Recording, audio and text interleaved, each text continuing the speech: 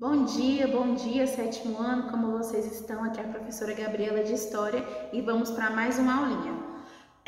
Hoje nós temos só uma aula, vai ser uma aula bem rapidinho, tá bom? Galera, nós estamos agora num novo conteúdo e esse conteúdo é da página 30, chamado Grandes Navegações. Primeira coisa de tudo, vocês vão fazer para mim, assim que vocês terminarem de assistir essa minha aula aqui, a leitura da página 30 e 31. E vocês vão resumir no caderno de vocês a página 30 e 31. Resumo lembrando que é os pontos mais importantes. Você vai tirar uma foto e vai me mandar. Então você vai assistir a minha aula. Terminando de assistir a minha aula, você vai fazer o resuminho da página 30 e 31 do livro didático, tá? E me mandar uma foto, beleza? Qualquer dúvida podem me chamar. Bom, o conteúdo de hoje é sobre grandes navegações. É um conteúdo incrível, muito legal. Daqui eu acho que umas 2 aulas eu vou passar um vídeo super especial para vocês, caso a gente não esteja com aula online, que a gente não sabe, né? Mas é um conteúdo super interessante de grandes navegações, vocês vão gostar muito. Gente, é o seguinte, expansão marítima, final do século XV. Professora, o que é uma expansão marítima, turminha? Expansão marítima é quando os países da Europa estão se expandindo por meio do mar. Eles estão indo buscar agora novos lugares, novos continentes, novos países. Para quê? Para eles se apossarem. Então, tudo aquilo que não for da Europa e que eles se encontrarem em outros continentes, eles vão fazer o quê? Eles vão pegar para eles, tá? Foi assim que Portugal fez com o Brasil. Nós estávamos aqui, os americanos, os sul-americanos estavam vivendo aqui tranquilamente, os indígenas. Portugal chegou aqui, ó, colonizou o Brasil, tornou o Brasil uma colônia, tá? Então, a gente tem que ter isso em mente, tá bom, turminha? Então, expansão marítima é justamente quando a Europa está se expandindo por meio do mar. E o nome do capítulo de vocês é Grandes Navegações. Por quê? Eram grandes embarcações, grandes barcos, fazendo essa travessia por meio do mar, indo buscar novos países, novos continentes por meio do mar, beleza? E além de irem buscar novos continentes, novos países, eles também iriam buscar alguns comércios. A gente vai explicar isso hoje. Olha só, na página 30 do livro de vocês, do livro didático de vocês, tem uma atividade que eu quero que vocês façam, tá? E vocês vão fazer essa atividade para mim, essa atividade aqui, ó. Da página 30, vocês vão fazer pra mim, rapidinho vocês vão fazer, tá? E aí depois vocês me mandem uma foto. E essa atividade é para você relacionar com a fome, a peste negra, revoltas populares e guerra dos 100 anos. Então, na próxima aula eu vou corrigir essa atividade aqui com vocês, beleza? Continuando aqui, turminha, comércio no Oriente. Gente, olha só o seguinte, a Europa é um continente que não tem muita fertilidade no seu solo, portanto ela precisa comprar algumas coisas de fora. E nesse momento aqui, nós temos algumas coisas que são muito valorizadas, porém elas têm em pouca quantidade na Europa. Aquele país europeu que consegue comercializar isso é um país muito rico. E são esses artigos, temperos, perfumes, sedas e tapetes. Então olha só, tempero, gente, canela, sal, açúcar, cominho, pimenta, tudo isso são especiarias caríssimas que tinham em outros países em grande abundância, mas na Europa não tinha quase nenhum. Porém, apenas um país da Europa tinha acesso a comprar essas especiarias. Turminha, imagina só o seguinte, eu entro na sua turma hoje e eu sou a única pessoa da escola inteira que vende brigadeiro, eu sou a única. Você não vai encontrar brigadeiro em outro lugar. E eu começo a vender o brigadeiro a R$100. Você vai comprar? Bom, se você quiser brigadeiro, você vai. Porque eu sou a única pessoa que vende. Agora, se aparecer um concorrente vendendo brigadeiro a 50 centavos, todo mundo vai comprar dele. Nesse caso aqui, essas especiarias, os temperos, os perfumes, as sedas, os tapetes, era somente um país que vendia. Portanto, toda a Europa tinha que se submeter ao preço que aquele país colocasse, tá? Isso vai mudando nas grandes navegações. Outros países vão se aventurando a comprar essas especiarias, esses perfumes, esses tapetes nas Índias, para poder o quê? Para poder também começar a brigar no comércio e começar também a vender esses produtos que são mais lucrativos, tá? Então, olha só o seguinte, O comércio, então esse comércio de especiarias, ele era monopolizado pelas cidades de Gênova e Veneza, que fica na Itália. Então, o único país que tinha acesso a todas essas especiarias, a esse comércio, era a Itália. Portanto, o resto da Europa inteira, se quisesse comprar sal, açúcar, canela, pimenta, perfume, seda, tapete, tinha que comprar com quem? Com a Itália. Se a Itália quisesse colocar 5 mil reais em 1 quilo de sal, ela podia colocar? Podia, porque ela era a única que vendia, tá? Então, o restante dos países, mais pra frente, nas nossas próximas aulas, começam a se mobilizar para conseguir comprar de maneira que não seja só na Itália, de maneira que seja diretamente lá nas Índias, beleza? E olha só, como não tinha esses produtos na Europa, eles chamavam esses produtos de especiarias.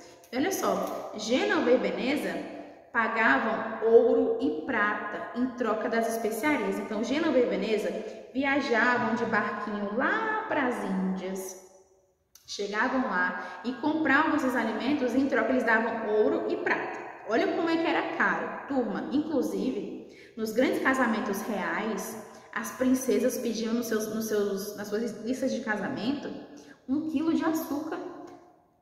Você acredita? Hoje tem gente que pede na sua lista de casamento, sei lá, um micro-ondas, um fogão, coisas assim, né? Elas pediam 1 quilo de açúcar porque era uma coisa muito cara. Gente, imagina você trocar 1 quilo de açúcar por uma barra de ouro. Era nesse nível, era muito caro. Por isso que diz o seguinte, que eles compravam essas especiarias, em troca eles davam ouro e prata, porque era muito caro. Entendeu? E olha só, quando Constantinopla, que é um país, foi tomada, foi invadida pelos turcos, essas especiarias passam a ser ainda mais caras. Por quê? A Itália perde o seu controle das especiarias, perde o seu controle ali da rota marítima e outros países passam agora a ter controle sobre isso. Na verdade, são os turcos. E aí, então, os turcos começam a cobrar muito mais caro por isso. Galera, deixa eu explicar só uma coisa rapidinho para vocês. O título do livro do capítulo de vocês é Grandes Navegações. Você navega pelo mar. Naquela época tinha um mito de que se você navegasse pelo mar, pelo oceano, pelo mar aberto, você seria engolido por grandes animais. Ou seja, a sua embarcação estaria ali navegando e você seria engolido por grandes animais. Esses eram os mitos. Por isso que os europeus não se aventuravam no mar aberto, nos oceanos, tá? E olha só, o único caminho seguro para chegar da Europa até as Índias, que é onde vendiam essas especiarias de maneira mais barata, era somente por meio de um mar chamado Mar Mediterrâneo. E esse mar Mediterrâneo, ele era um mar da Itália. Então, qualquer país da Europa que quisesse viajar lá para as Índias pelo mar Mediterrâneo, ele tinha que pagar o quê? Um imposto para a Itália. E era um imposto caríssimo. A Itália colocava esse imposto caro justamente para ela, que era a única dona do mar, poder viajar de graça lá para as Índias e ter o controle total das especiarias, tá? Quando os turcos tomam Constantinopla, a Itália perde total poder sobre o mar Mediterrâneo. Agora, quem que é o dono do mar Mediterrâneo? Agora são os turcos. Então, se os outros países precisavam pagar um imposto caríssimo para poder chegar nas Índias de maneira segura, eles teriam que pagar agora muito mais. Professora, por que eles não iriam para a Índia por outro caminho, por uma outra rota alternativa, pelo oceano? Porque eles tinham medo de serem engolidos pelos grandes animais, tá? E aí, turma, esse assunto ele vai se desenrolando ainda. Nós estamos no início desse assunto, que é um assunto super interessante, eu tenho certeza que vocês vão gostar, tá? E aí, turminha, só pra gente finalizar aqui, então, a nossa aula, eu deixei para vocês uma atividade, então, da página 30, um resuminho da página 30 e 31 no caderno de vocês, e vocês vão tirar uma foto e vão me mandar, tá bom? Somente para finalizar a nossa aula, tem um textinho aqui na página 31. Esse texto diz o seguinte, olha só. Chegado o outono na Europa, por falta de forragem, fazia-se necessário matar grande parte do gado. A carne bovina, mesmo conservada, salgada ou defumada, apodrecia facilmente. Eles não tinham geladeira, né? As populações costeiras e ribeirinhas, populações que moravam perto do mar ou perto dos rios, podiam optar pelo consumo de peixe fresco. Por quê? Porque eles moravam perto do mar e perto do rio, né? Porém, os habitantes de outras partes do continente não tinham escolha além de carnes fortemente temperadas com condimentos picantes e odoríficos. Gente, olha só uma coisa aqui. Os temperos, sal, canela, pimenta, serviam, além de temperar a carne, também para conservar aquele alimento.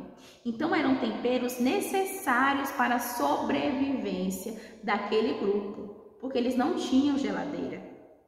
Isso fazia com que as especiarias ficassem ainda mais caras, tá vendo? Para ele conseguir conservar o alimento, para conseguir comer aquele alimento que já estava podre, ele tinha que temperar para conseguir descer, para conseguir engolir, né? Então isso deixava as especiarias ainda mais caras.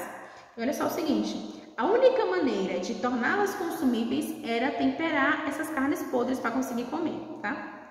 Contra a escassez constante de alimentos, em meio ao mau cheiro e adiantando estado de putrefação, a saída era a pimenta farta, para poder conseguir comer aquela carne podre, tá? Desde a antiguidade, a primeira se prestava a essa função. No entanto, o esfalecimento do Império Romano encerraria o transporte terrestre e impossibilitaria o trânsito regular pelo mar Mediterrâneo. De resto, sempre infestado de piratas. Então, turminha, o pessoal passava por essa situação. Precisavam dessas especiarias, além de ser uma coisa muito cara para sobreviver e para se alimentar. O único país que tinha acesso a isso era a Itália, depois foram os turcos, e o resto da Europa inteira passa por uma situação que depende somente desse comércio. É como se na sua cidade só existisse apenas um mercado, não existe outro mercado em lugar nenhum que você conhece. E você só consegue comprar alimentação lá. Se ele colocar alimentação cara, você vai ter que pagar por aquela alimentação. Com isso, os europeus, os outros países foram ficando indignados. Eles vão tomar uma decisão, que eu vou contar na próxima aula. Beleza, turma? Até mais. Assinem a chamada, façam um resumo e me mandem a foto, tá bom? Até mais e tchau.